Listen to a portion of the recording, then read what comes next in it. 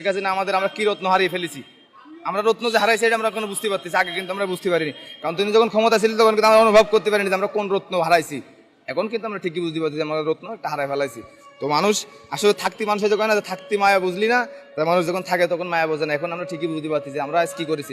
আমরা আমাদের যেটা ইচ্ছা ছিল, সাধারণ মানুষ, সাধারণ শিক্ষার্থীরা আজ যদি আন্দোলনে ডাকে, ওই নাসির পাটোয়ারির মতো লোক ওই ডাকুক দিনই 500 জন শিক্ষার্থী এক কাছে করতে পারবে না। কারণ সাধারণ শিক্ষার্থীরা বুঝে গেছে যে এই জুলাই আগস্ট বিক্রি করে এরা নিজেদেরাই মতোই করে নিয়েছে, সাধারণ মানুষের কিছু হয়নি। কারণ এদের দাবি ছিল একটা চাকরি, কোটা আন্দোলনের পিছনে চাকরি ছিল একটা দাবি, একটা চাকরি। কিন্তু এরা লাস্টে মন্ত্রিত্ব হয়েছে, এমপি সংসদ ভবনে গেছে। আছে সংসদ ভবনের মতো একটা পবিত্র স্থান, এইখানে যায় ওরা কি মনে হয়, ওরা ব্যাপার আছে দেখে মনে হয় যারা সংসদ ভবনের ভিতরে আছে ওরা কোনো নাটক মঞ্চে আছে, ওরা মনে হয় এটা মনে করে এটা হলো জাতীয় সংসদ, এটা ভুলে গেলে চলবে না, এটা পবিত্র স্থান, এখানে কোনো নাটক মঞ্চ না। এখানে না, এখানে আমরা হলে 7 টাকা ইনকাম করে খাই, বুঝছেন, গার রক্ত ঝামিয়ে খাই। আমরা সত্যকে তুলে ধরার চেষ্টা করি।